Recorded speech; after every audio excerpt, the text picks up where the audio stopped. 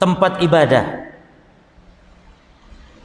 Apabila seorang i'tikaf tempatnya bukan di masjid, padahal niatnya i'tikaf, yakni i'tikaf itu maknanya berdiam diri dalam rangka taqarrub kepada Allah dengan memperbanyak ibadah yang disyariatkan, baca Quran, berzikir.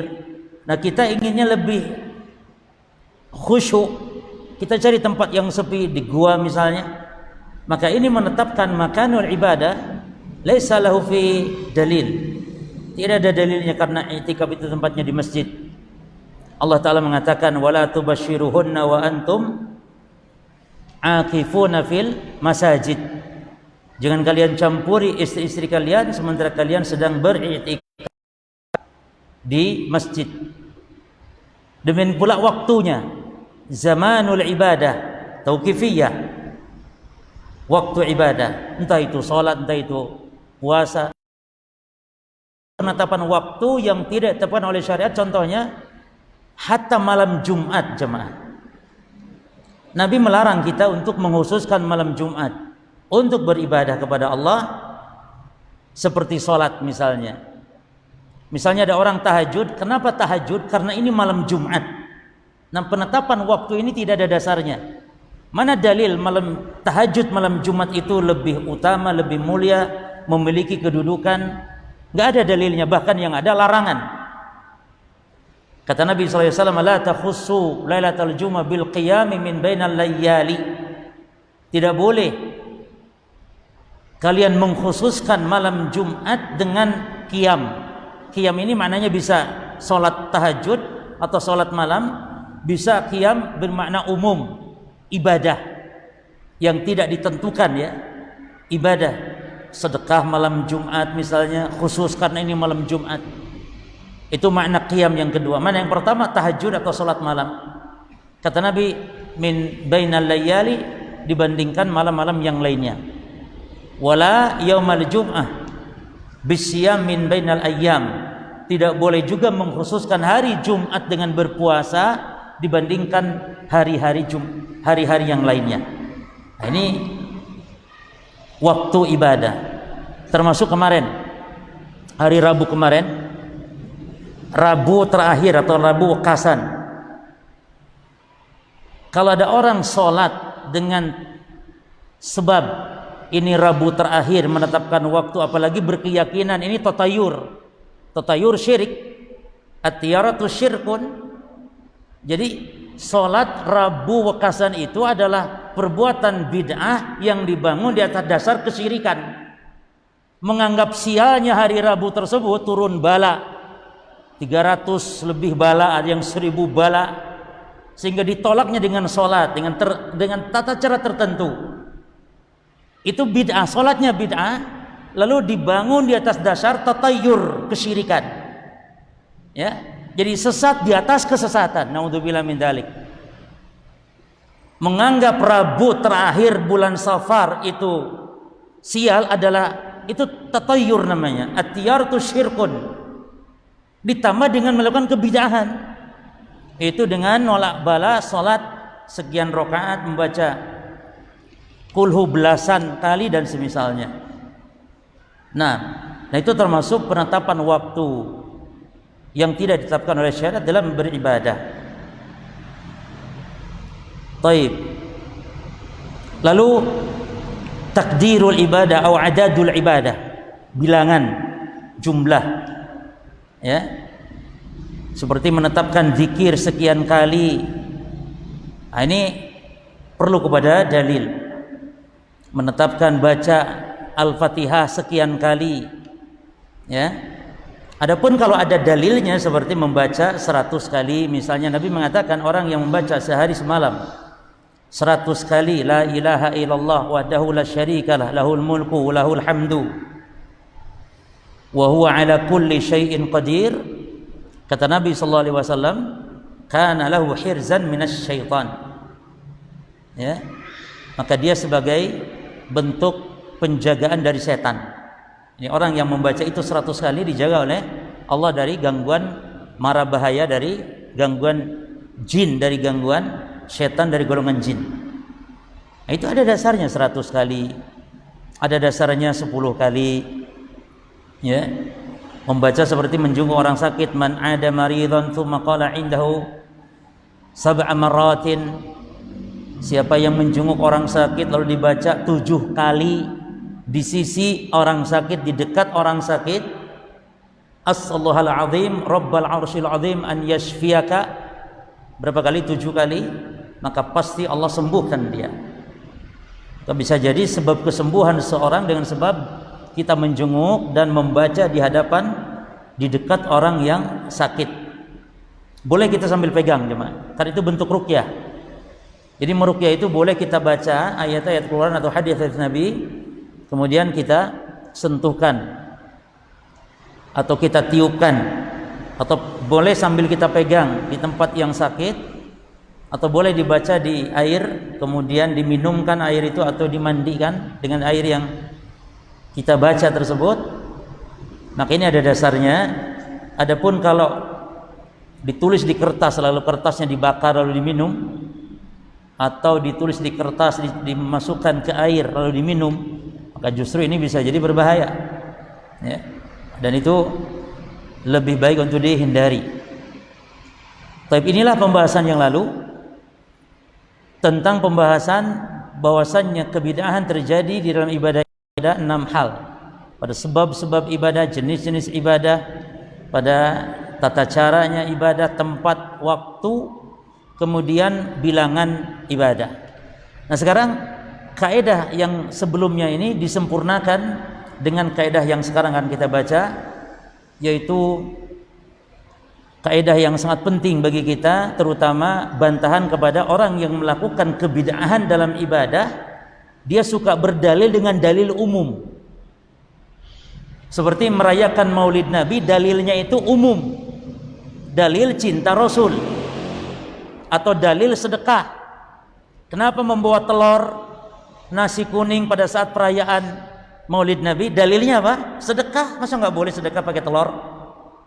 Walaupun kalau di Bangil mungkin lain lagi ya. Kalau di Sulawesi telur, dari dulu telur nih, sudah ma'ruf telurnya warna merah, kuning, hijau, di langit yang biru, kemudian bercocok. Lalu jawabannya, lu ini kan sedekah, dalil. Ini dalil, memang dalil umum. Atau kalau kumpul-kumpul dalam rangka merayakan maulid Nabi itu dibacakan sejarah Nabi, loh ini kan menuntut ilmu, thalabul ilmi. Nah, kita bantah dengan kaidah ini. Berkata mu'allif di sini,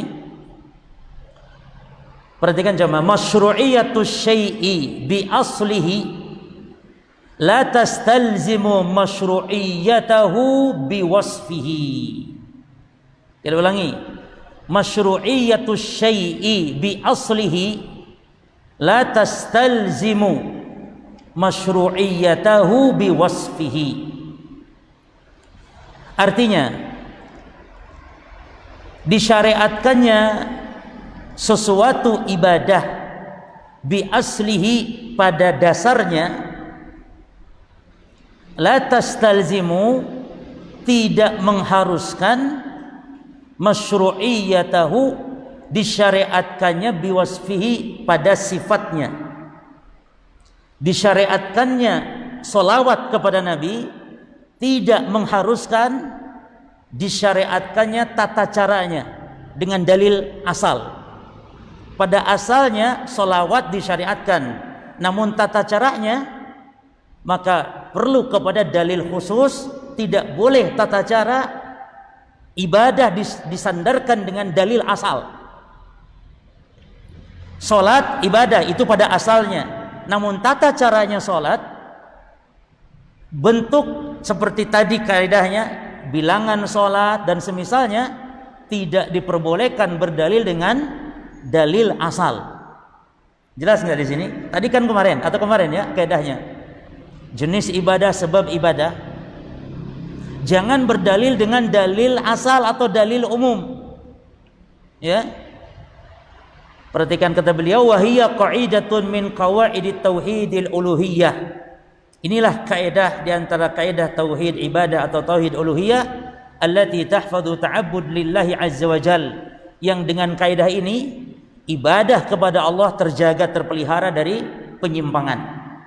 Li'anna min ahlil bid'ah, karena di antara ahli bid'ah Man yati ila ibadatin masyru'atin, dia melakukan ibadah atau dia mendatangkan dalil dengan ibadah yang disyariatkan, ya, bil adillati, dengan membawakan dalil ibadah yang disyariatkan tersebut, dalil asal, summa yudhifu 'alaiha wasfan la dalila 'alaihi. Ahli bid'ah melakukan ibadah yang disyariatkan berdasarkan dalil asal, salat, ya, lalu dia menambah tata cara dari ibadah salat tersebut yang tidak ada dalilnya, baik dia tata caranya ataupun waktunya ataupun ukurannya ataupun sebab ataupun tempat ibadah, ya.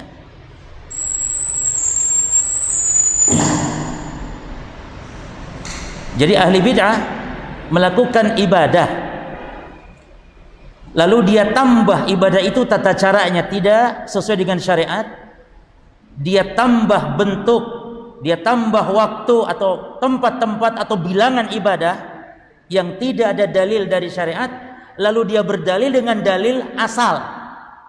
Seperti kalau dilarang baca Yasin malam Jumat dengan keyakinan lebih utama, dia akan berdalil dengan dalil baca Quran. Kita katakan, na'am, baca Quran masyru', baca Yasin kapanpun boleh, termasuk malam Jumat, boleh baca Yasin malam Jumat. Namun kalau dengan cara tertentu, dengan meyakini keyakinan tertentu, itu yang butuh dalil lagi. Seperti merayakan Maulid Nabi, dia berdalil dengan apa? Cinta Rasul. Kita katakan cinta Rasul, na'am, masyru'. Bahkan bisa kufur orang Islam yang tidak cinta kepada Rasulnya. Betul, cinta Rasul masyru'. Namun merayakan ini dengan tanggal sekian, dengan bulan sekian, kenapa di bulan Rabiul Awal, lalu meyakini ini karena kelahiran, ini yang butuh kepada dalil. Makanya para jamaah sekalian, bid'ah itu apabila terpenuhi 3 hal kemarin sudah kita jelaskan. 1, perkara itu baru. Yang kedua, perkara baru itu harus dalam urusan agama. Yang ketiga, perkara baru dalam urusan agama itu, perhatikan, harus tidak adanya dalil, baik dalil yang umum apalagi ya, atau baik dalil yang khusus apalagi dalil yang umum.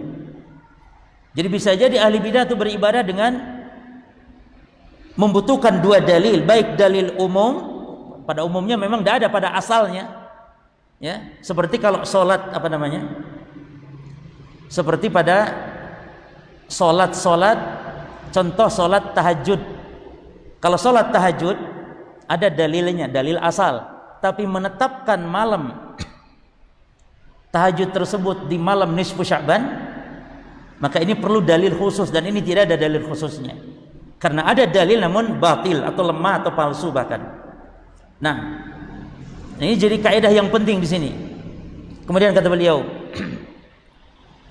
fa idza ankarta alaihi hadal wasfa, apabila engkau ingkari ahli bid'ah tersebut tata cara ibadah ini, istadalla alaika bil adillati, maka dia pasti akan berdalil, membawakan dalil di hadapanmu, allati tusbitul asla, yang mana dalil itu adalah penetapan dalil secara asal. Seperti tadi Yasinan, dia akan membawakan dalil, man qara'a harfan bi kitabillah, siapa yang membaca 1 huruf dari kitabullah falahu bi hasanah, maka dia akan mendapatkan hasanah, kebaikan. Iqra'ul Quran, bacalah Al-Quran. Lah baca Quran kok enggak boleh? Nah, dia pasti bawa dalil-dalil umum atau dalil-dalil asal. Nah, wa dalilul asli lil asli, perhatikan jemaah. Maka kita katakan bahwa dalil asal lil asli itu berlaku pada hukum asalnya, itu membaca Al-Quran. Dalil tentang perintah baca Quran adalah itu dalil untuk memang asalnya, yaitu membaca Al-Quran, dianjurkan membaca Al-Quran. Adapun menetapkan surat Yasin lebih afdal, surat Yasin dibaca malam Jumat, ini butuh dari dalil asal tadi kepada dalil khusus. Wa yabqa wasfu syai'a zaidan yahtaju ila dalilin akhar. Sementara tata cara baca Yasin berjamaah, menetapkan malam Jumat afdal untuk baca Yasin, maka ini butuh kepada dalil yang lain, bukan dalil asal, bukan dalil baca Quran. Sudah merujuk kepada atau sudah mengerucut kepada dalil yang khusus, jemaah. Ya. Contoh misalnya tadi salat gerhana. Salat ini dalil asal, diperintah kita untuk salat. Namun ketika waktu gerhana perlu dalil yang lain, bukan dalil salat secara asal, tapi perlu dalil yang lain, yaitu dalil khusus kalau terjadi gerhana salat dengan tata cara yang khusus. Seperti ada tambahan ruku di setiap rakaatnya, kemudian membaca surat yang panjang dan seterusnya, memperpanjang ruku, lalu ada khutbah dan seterusnya.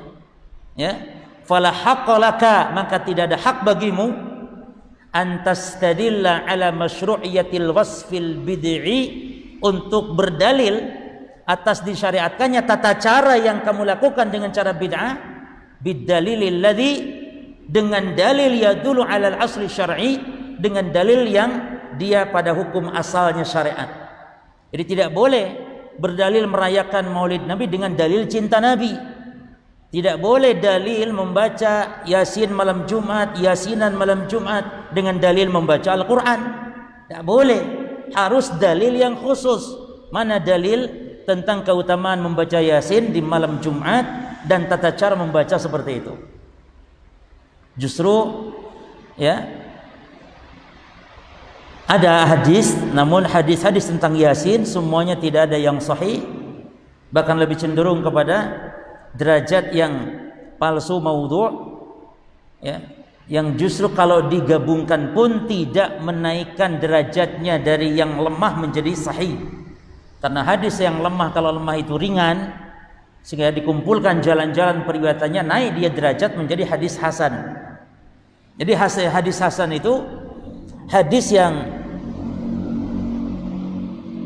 sanad-sanadnya itu sambung menyambung, namun di antara rawi ada yang kurang kuat hafalannya, kurang kuat. Adapun kalau yang kuat ya hafalannya, kemudian rawinya semuanya siqah, sanadnya bersambung, maka itu hadis sahih namanya. Adapun hadis hasan itu pada hafalannya ada yang kurang, atau ada hadis namanya sahih li ghairihi. Hadis sahih li ghairihi itu hadis sahih karena sebab bantuan dukungan, yakni hadis dhaif namun dhaifnya ringan, banyak jalannya, naiklah dia menjadi hadis yang sahih li ghairihi. Nah, jadi jamaah sekalian, sebenarnya hadis dulu itu tidak dibagi. Zaman Imam Ahmad tidak ada istilah hadis hasan. Hadis itu sahih dan dhaif saja atau palsu. Adapun di zaman Imam Tirmidzi dibuatlah sebuah kaidah, ada hadis hasan. Ya, jadi hadis yang riwayatnya banyak sehingga bisa digabungkan, dikompromikan, naik riwayat-riwayat yang banyak tadi menjadi hadis bisa diamalkan. Namun hadis-hadis tentang Yasin itu derajatnya tidak bisa dinaikkan menjadi derajat yang bisa diamalkan. Jadi hadis tentang keutamaan Yasin dibaca malam Jumat, ya, bahkan secara umum hadis Yasin, yakni surat Yasin secara umum tidak memiliki keutamaan khusus kecuali keutamaan seperti umumnya surat-surat Al-Quran. Yani kalau yang membaca akan mendapatkan pahala satu hurufnya 10 ganjaran, itu saja. Termasuk yang palsu lagi tentang hadis surat Waqiah, yaitu yang berkaitan dengan tolak miskin. Kan ada tolak ada tolak angin gitu ya. Ini tolak miskin. Itu surat Waqiah. Man qara'a suratal Waqiah kulla lailah, siapa yang membaca surat Waqiah tiap malam, ini syaratnya tiap malam, waqahullahu minal faqah, Allah akan menjaga, memelihara dia dari kemiskinan. Siapa yang membaca surat Waqiah tiap malam, Allah jaga, Allah pelihara dia dari kemiskinan. Nah, ini hadisnya maudhu, hadis palsu. Namun banyak orang yang mengamalkan. Nah, ini berarti ini bid'ah. Membaca surat Waqiah tiap malam dengan keyakinan itu berarti bid'ah hukumnya. Adapun membaca surat Waqiah dengan tidak meyakini itu, mengharap pahala dari Allah dan dibaca ya kapanpun, mau tiap malam juga boleh, maka ini tidak, karena ini tidak berkeyakinan dan tidak menetapkan malam-malamnya dan semisalnya. Ya. Adapun yang sahih para jamaah justru misalnya hadis-hadis tentang surah Tabarok itu sahih. Jadi Al-Quran itu ada beberapa yang memiliki fadilah-fadilah yang khusus ya, seperti surah Tabarok. Nabi mengatakan surah Tabarok itu surah Al-Mani'ah, surah pencegah dari azab kubur. Jadi dibaca sering-sering, maka dia akan memberi syafaat di alam barzah, di alam kubur, diselamatkan dari azab kubur. Mani'atun min azabil qabr. Demikian pula surah kalau untuk nolak bala itu ya Al-Mu'awwidzat jemaah. Surah Al-Ikhlas, Al-Falaq dan An-Nas. Nabi ketika turun surah Al-Falaq dan An-Nas yang disebut dengan surah Al-Mu'awwidzatan, dua surat perlindungan, itu Nabi mencukupkan dari jampe-jampe yang lain dengan Al-Mu'awwidzat itu. Luar biasa, baca Al-Falaq, An-Nas, ini benteng. Khususnya kita di zaman ya, hidup sekarang di zaman banyaknya wabah misalnya, selalu bentengi diri kita dengan surah-surah yang dia tolak bala. Al-Falaq, An-Nas, kemudian ditambah surah Al-Ikhlas. Ya. Adapun surah Yasin tidak ada keutamaan. Seperti misalnya Yasin qalbul Quran, faqra'uha ila mautakum. Yasin adalah jantungnya Al-Quran, maka bacakanlah kepada orang yang mati atau orang yang hampir mati di antara kalian. Ini tidak benar. Justru yang sahih mentalkin orang yang hampir mati dengan kalimat tauhid.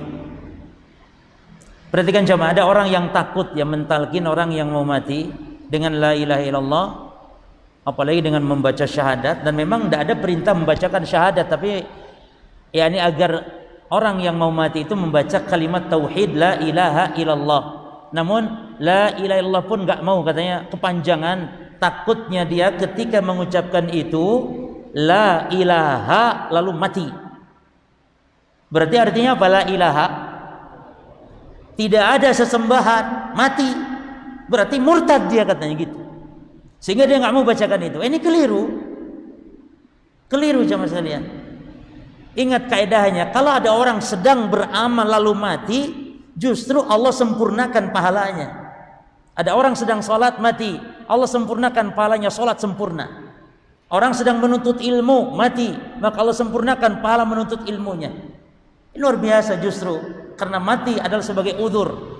Maka orang yang mengucapkan kalimat tauhid di tengah-tengah dia mati, Allah sempurnakan, dianggap membaca la ilaha illallah sampai selesai.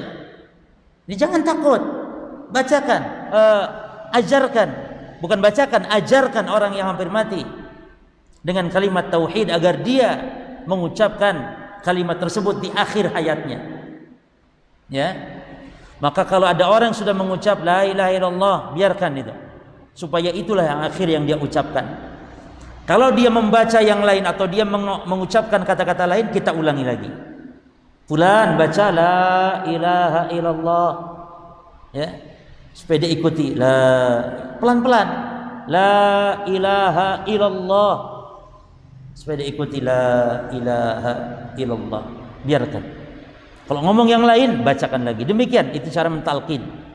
Ya, dan itu yang dipraktekkan Nabi kepada paman beliau Abu Thalib. Nah, ini menunjukkan berarti mentalkin orang kafir juga masyru', disyariatkan. Bukan orang Islam saja, tapi orang kafir sekalipun. Ada orang kafir nampak ada tanda-tanda kematian, talqin, ajarkan dia untuk mengucap kalimat tauhid. Dan itu yang diajarkan Nabi kepada para sahabatnya ketika Nabi mentalqin seorang budak atau gulam, bukan budak, seorang gulam Yahudi. Jadi seorang pemuda Yahudi mau mati, dijenguk oleh Nabi, lalu Nabi katakan, ya gulam, qul la ilaha illallah. Wahai gulam, baca la ilaha illallah. Sang Yahudi tadi melihat ke arah bapaknya, melihat ke arah Rasulullah SAW, bimbang, melihat ke arah bapaknya, melihat ke arah Rasulullah SAW. Lalu kata bapaknya, ati Abul Qasim, Kata bapaknya, "Ati' Abul Qasim." Ikuti apa yang disebutkan dikatakan oleh Abul Qasim itu Rasulullah. Maka dia pun mengucapkan la ilaha illallah. Lalu Nabi mengatakan kepada para sahabatnya, "Alhamdulillahilladzi anqadhahu Allahu minan nar." Alhamdulillah, kata Nabi, yang Allah selamatkan dia dari api neraka. Belum beramal sedikit pun, tapi dengan kalimat tauhid dia baca, dia diselamatkan dari api neraka. Demikian pula menunjukkan para jamaah sekalian bahwa Nabi sallallahu alaihi wasallam sangat bersemangat untuk membuat jalan agar orang itu mendapatkan hidayah. Ya. Sampai begitunya dakwah Nabi itu kepada orang yang hampir mati sekalipun. Nabi seru kepada kalimat tauhid. Maka bagaimana pula dengan dakwah kita? Ya, harus menyelamatkan kaum muslimin saudara kita dari kesyirikan yang akan merusak tauhid mereka, atau mengajak menyeru orang kafir untuk bertauhid kepada Allah Subhanahu wa taala. Baik. Kaidah yang berikutnya, al-qaidatu as-sabi'atu asyar, kaidah yang ke-17. Iqtisadun fi sabilin wa sunnatin khairun min ijtihadin fi mukhalafatin wa bid'atin. Hemat atau ngirit, atau sedikit-sedikit di jalan sunnah, di jalan sesuai petunjuk, itu lebih baik daripada bersungguh-sungguh namun di jalan salah, di jalan kebid'ahan. Dan ini ucapan Abdullah bin Mas'ud, diambil dari ucapan Abdullah bin Mas'ud. Al-iktisadu fi sunnah khairun minal ijtihadi fil bid'ah. Hemat ngirit di dalam sunnah lebih baik daripada sungguh-sungguh dalam bid'ah. Kemarin ada yang bertanya ke saya ketika saya sampaikan tentang hadis orang-orang Khawarij. Orang-orang Khawarij itu ketika Nabi mengatakan sifat-sifat mereka, kata Nabi, mereka itu semangat ibadah, ya, jadi memperbanyak ibadah, semangat ibadah. Namun Nabi sifati pula mereka dengan keluar melesat dari agama seperti melesatnya anak panah dari busurnya. Sampai-sampai Nabi katakan di hadapan para sahabatnya, tahqiruna salatakum ma'a salatihim wa siyamakum ma'a siyamihim. Kata Nabi, kalian akan menganggap remeh salat kalian kalau kalian melihat bagaimana mereka salat. Kalian akan meremehkan puasa kalian jika kalian melihat bagaimana mereka berpuasa. Ini maksudnya para jemaah, bukan berarti Nabi membenarkan ibadah mereka, bukan. Namun yang Nabi ingin sebutkan adalah banyaknya ibadah namun didasari dengan rusaknya akidah. Banyaknya ibadah namun didasari dengan rusaknya akidah tidak bermanfaat. Sehingga kata Nabi, yamrukuna minad din kama yamrukus sahmu minar ramiyah. Mereka keluar melesat dari agama seperti melesatnya anak panah dari busurnya. Artinya kita tetap diperintah untuk beribadah, namun fokuskan bagaimana benar kita dalam beribadah. Jangan fokus kepada banyaknya ibadah. Itu maksudnya. Jangan semangat memperbanyak ibadah tapi semangat pula menuntut ilmu agar ibadah kita ini benar. Maka kaidah ini berlaku di sini. Kata beliau, wa qad nassa ala hadhihi al-qa'idah ba'du sahabah. Dan telah mengatakan terhadap kaidah ini sebagian para sahabat, di antaranya Ibnu Mas'ud tadi. Wattafaqa 'alaiha at-tabi'una wal a'immatu rahimahumullahu taala. Dan sepakat pula para tabi'in, para imam-imam yang 4 termasuk atas kaidah ini. Yang sepakat bahwasanya hemat di jalan sunnah dan di jalan kebenaran itu lebih baik daripada semangat sungguh-sungguh namun di jalan salah, di jalan kebid'ahan. Falaisatil ibratu indallahi bi kasratil amal.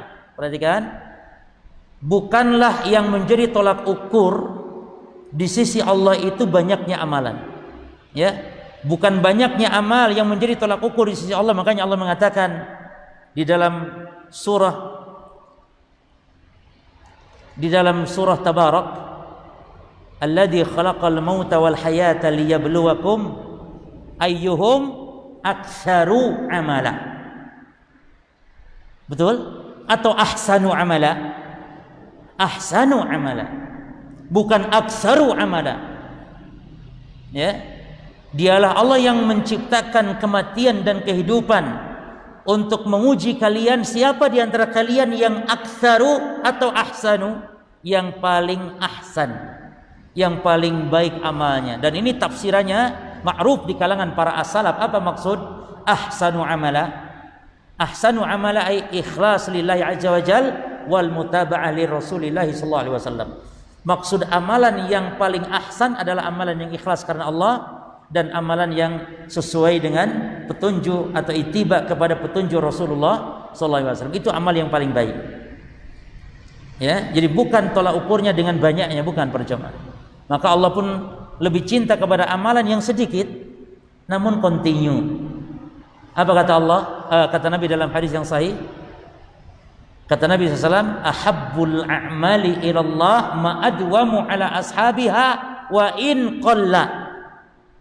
Sesungguhnya Allah lebih mencintai amalan hamba itu yang dawam, yang ajak continue walaupun qalla, walaupun sedikit. Ya. Maka Nabi mengatakan kepada kita, apa hikmah seseorang beramal itu yang penting benar, sesuai sunnah walaupun sedikit? Apa hikmahnya para jamaah?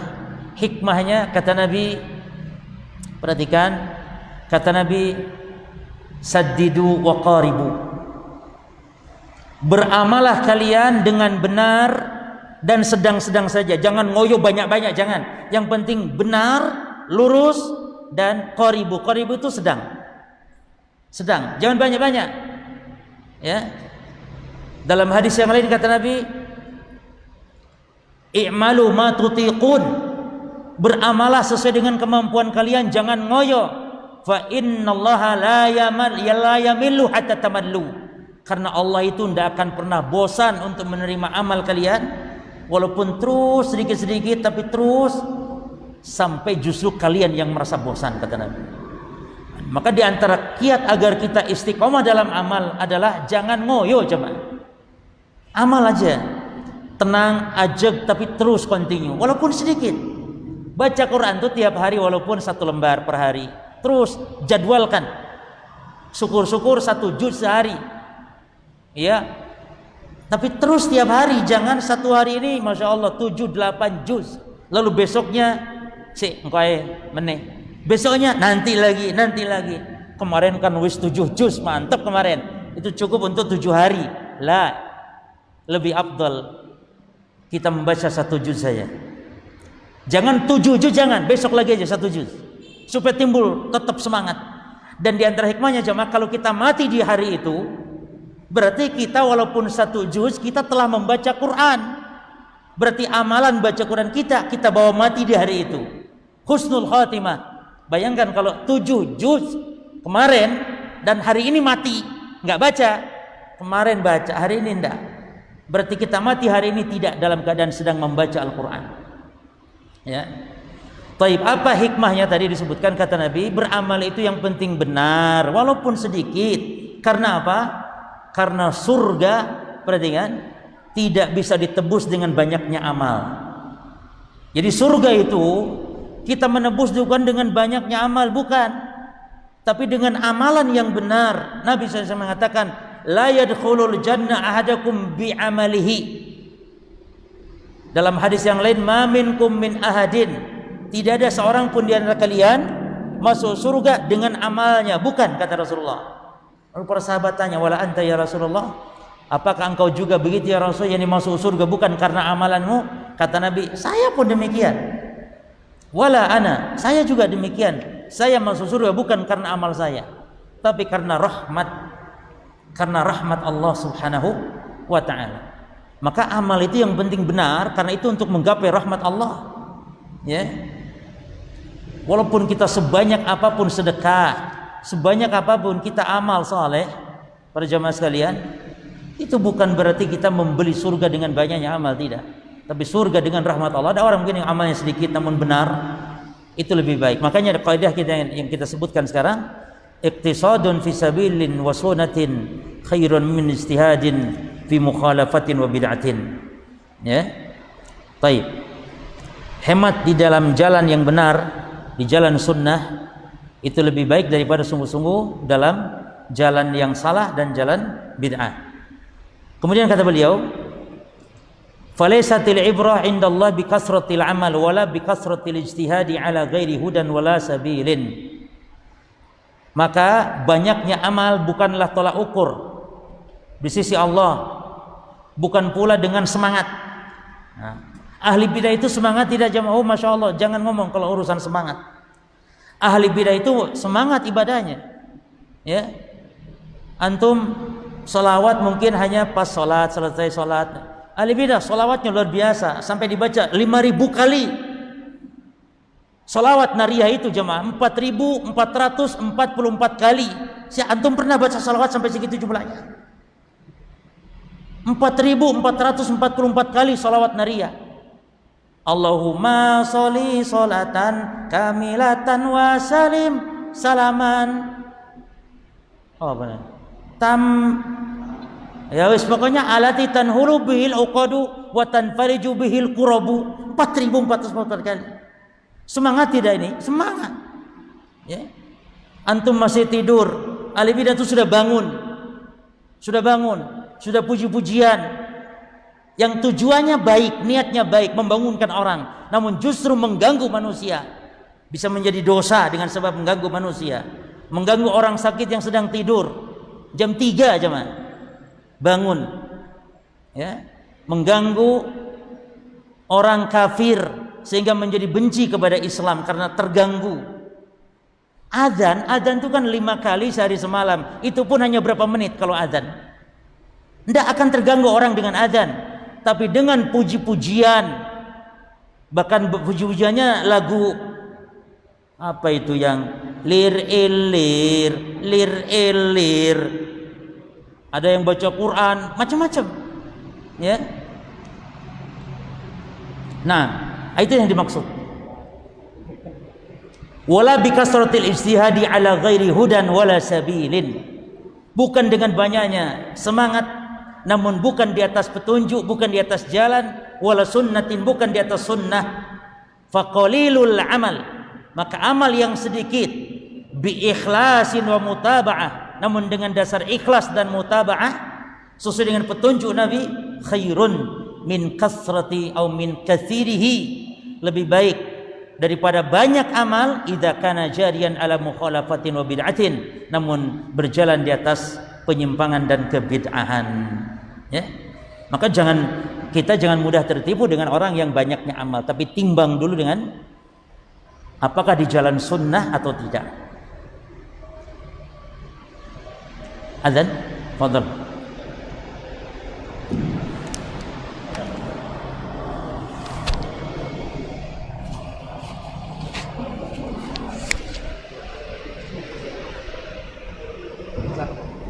Kalau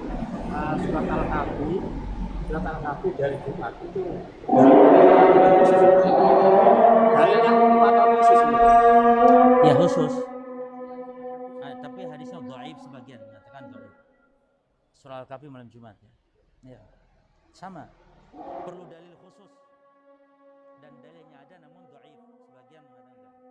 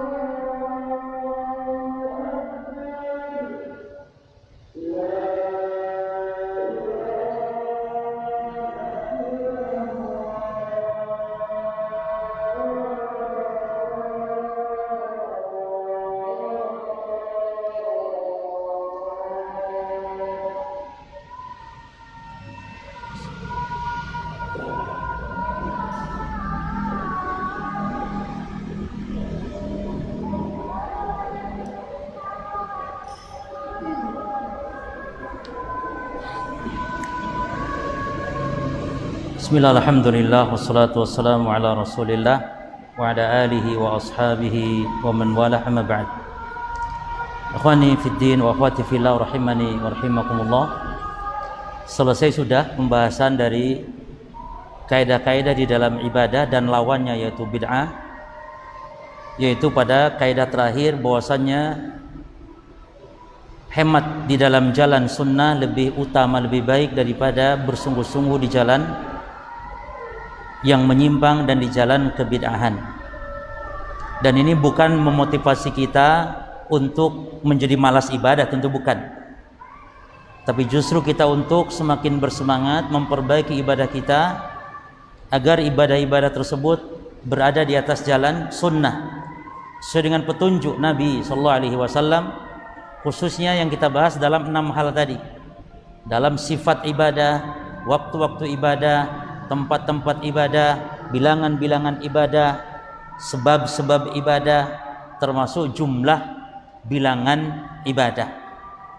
Lalu satu kaidah tadi yang sangat bagus sekali untuk kita pahami adalah bahwa disyariatkannya sesuatu ibadah yang ada dalilnya secara asal, tidak mengharuskan disyariatkannya tata cara dan sifat serta cabang-cabang ibadah dengan dalil asal tersebut.